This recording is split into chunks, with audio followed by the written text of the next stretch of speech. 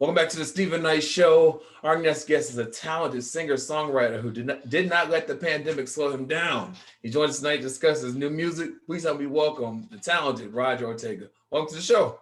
Hey, thank you for having me, man. How you feeling? I'm good. How about yourself? I'm good, man. Staying busy, trying to keep busy through this whole pandemic thing, and putting one foot in front of the other and keeping walking on, man. Most definitely. So take us to the beginning. How did you get your start? I know that you had a group when you were about 14 or so. Yeah. So it goes back a little before that. I was born into a musical family. My dad and my uncles had a band. They still do. My dad is no longer with us, unfortunately, but my uncles still play. And they used to play like top 40 R&B, Tejano music, country music. They played everything. And so I would go to bed every night, listening to these guys, practice it with dreams in my head of eventually becoming a musician as well. And so at 14, I decided to start my own little pop group. And here I am all these years later. Yeah. And how did you know you were good? I didn't, and I wasn't. As a kid, you don't really know. I remember I asked this girl one time, I ran into this girl that met me further down the road, like once my career started doing well. And she's like, I remember when you used to sing La Bamba with your dad's band. And I was like, wow. I was like, I think I was like in 6th, 7th grade then. Right. I said, what did you think? She's like, I just remember thinking, God, I hope he gets better. But really what it was we weren't that good. When we started our group, we were just a bunch of like cute kids doing something positive. We were staying out of the streets. We weren't, we were anti-drug, anti-drinking, all that stuff. And eventually though, that first group, changed members, and we started growing up, and I became another group, that actually there was that awkward stage where we're trying to do a cappella and figure out our sound. And eventually that group became really good. Right. And we ended up getting a record deal, moving out here to New York, and then things fell apart when we got out here. But you just honing our craft, man, practicing, man. We were singing in like car washes at midnight sometimes when we couldn't find a place to practice. And I was doing a practice at a McDonald's bathroom at 6 a.m. one morning because we had a show that night in St. Louis. So you do what you got to do. Yeah, you do what you got to do. Sorry, man, I'm a little bit chatty. I'm very chatty. Okay. That's good. So how did you get your big break?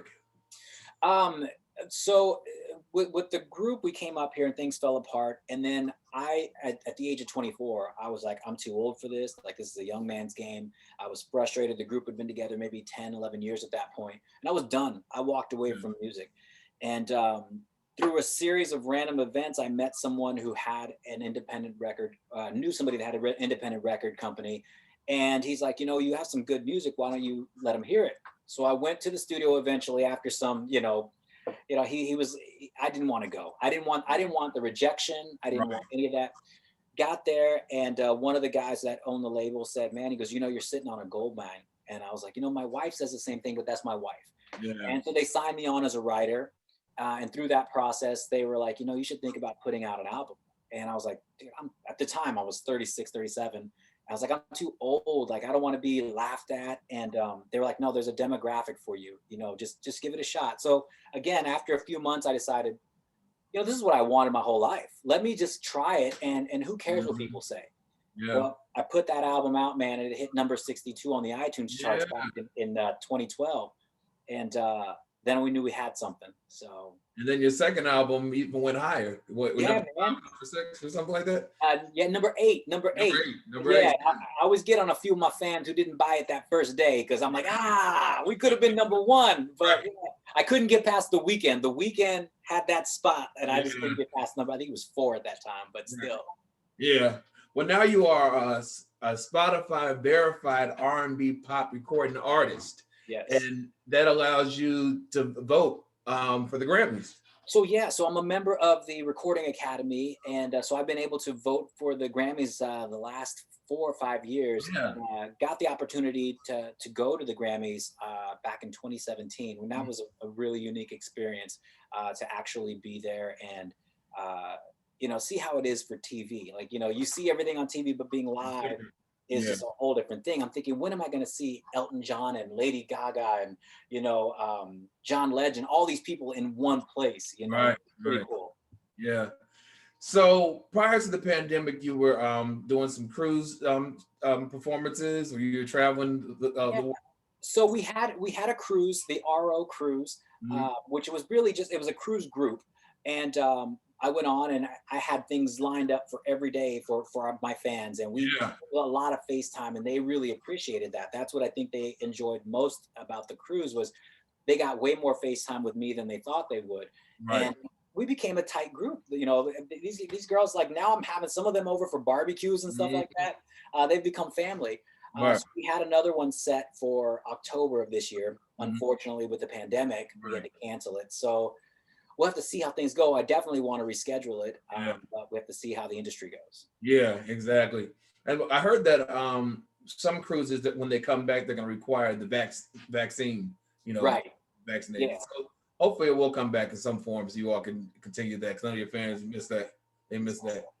So when the pandemic first hit, other than you having to change plans, what did you do initially? I know you eventually got back to music and doing your thing, but how did it affect you personally? Uh, Personally, it was a blessing in disguise, Mhm. because it allowed me to spend a lot of time with my wife and my daughters. Yeah. My wife and I see each other in passing. We have an amazing relationship, but we Mhm. would see each other in passing a lot. And Yeah. my daughters, I'm in my own world when it comes to music. Like, I Mhm. come and go. I love my girls. We have a great relationship, but this brought us closer Yeah. because there was nowhere for anybody to go, Right. and we just became, a much closer family, and we were already close. Don't get me wrong. Right. We had just started doing jujitsu as a family at the end of January last year, Okay. and that was bringing us closer, because now we had something else we could talk about, and then the pandemic hit, and we were forced to just be together, and it was Mhm. great. Yeah. So you released in April. You released "Better Than Coffee." Um, Oh wow, that was this year. Yeah, yeah. What inspired you to get back up? I mean, you said you took a break, you spent time with your family. What inspired you to get back into music during the pandemic? Because there was a lot going on, last year, and some people they were inspired, some people weren't. Right. It was time. It was time to put out new music, and Yeah, that song, luckily, I had already had it recorded, mastered, and mixed, and it was literally just sitting there. yeah, And I wasn't sure I was going to release it, but I'm glad I did. I love that song, and it means a lot to me, that song. So it was cool to put it out there and share it with people. most definitely. It's great we have those music in the archives that you can always Yeah. put Yeah. out. Exactly. Exactly. But then this was the cool thing. You were asked by Donnie Wahlberg of New Kids on the Block to write, sing, and produce a song called "Spread the Love," and that was for his birthday. How did that happen? So actually, yeah, his fans contacted me. Okay. I'm also a huge Donnie Wahlberg fan. Yeah.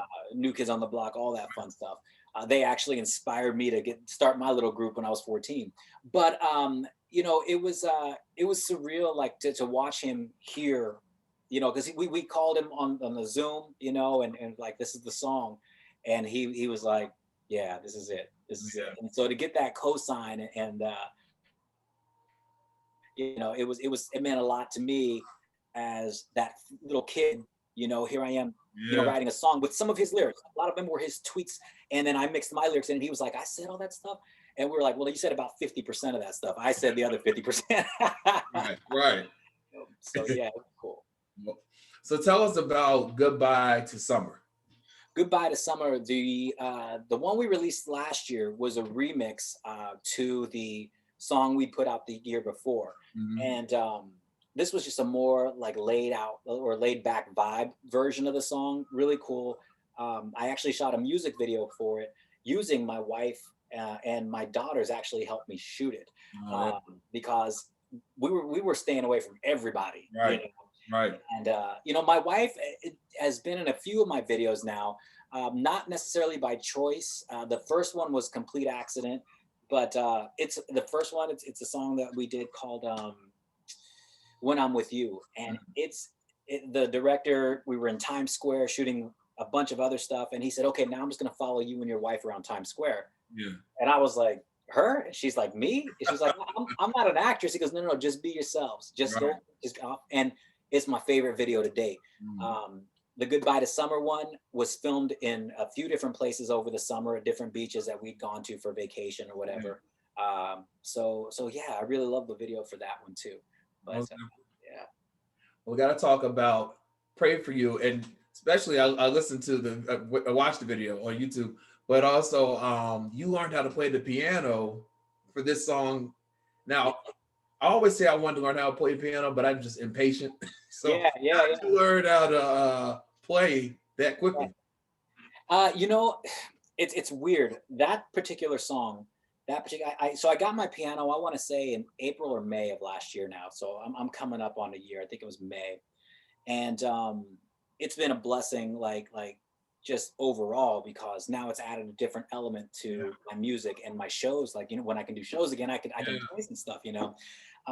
And so you know, I don't want to say that I'm learning to play the piano. I'm learning songs on the piano, Okay. but I'm stumbling my way through. So Pray for You, I woke up one Sunday morning and these chords just came to me, and like the verses and the bridges and everything. And I'm like, whoa, it was, I literally looked up, man, and thank God, because I'm like, I have no idea how I'm finding all these different chords. And I was like, what am I going to do with this? I'm having a spiritual moment. And it took me back to a thought that I'd had in my mind for a while about an idea for a song. And the first line in the song is hand on your naked hip more than a touch. And it's because, like, you know, we go to bed, I sleep naked with my wife, you know, and, you know, and she's hot. My wife's hot. But anyway, I always put my hand on her hip, you know, and she didn't even know this until the song came out, really, that when I put my hand on her hip, I'm saying my prayers, and I'm asking, you know, for her to be safe, my girls to be safe, you know, asking God for forgiveness, everything. I pray for her right there. And I just remember thinking, man, if I could capture this moment. And then when those chords came together and I was like, hand on your naked hip more than a touch, I'm like, oh, this is it, man. This is it. So I wrote that secretly in this house with everybody home, and surprised her with it on her birthday. Well, what was her reaction? Tears, man. Tears. Sure. Yeah. It was great. It's a beautiful song. Beautiful. Thank you. Yeah. Thank you. So, I recently interviewed Planet 12's Law. Law. And you're on his single Party Like We Used To. How'd you all hook up and make that work?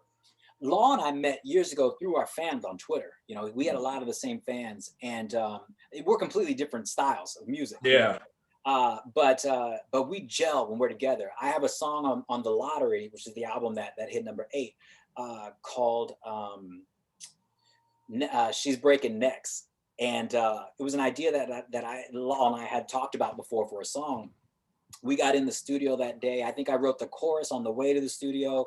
Law got there, our producer was there. We wrote that song, mixed and got it all done in one day. And once, like, he's writing his verse while I'm recording mine and vice versa. But that song is hot. So when he called me about doing something on his project, I was definitely going to return the favor, you know. And we wanted just a laid back throwback, you know, to the like 90s vibe, you know, and that's what we got, man. That's dope. That is dope. Yeah. So what's next for you? So right now I am writing, I'm recording. I'm not writing as diligently as I was previously. And it's funny because my mindset is changing a little bit, man. You know, it's funny. I really want to get into, I'm saying this for the first time, and my manager's gonna be like, why are you even talking about that? But I'm really wanting to get into like investment, like real estate investment, like, you know, buying houses, renting them out, or flipping them, you know. So a lot of my focus has been research lately, you know, and I'm one of those guys, man, that if I want to do it, I'm going to do it. You know, is one thing, you know, my career is one thing.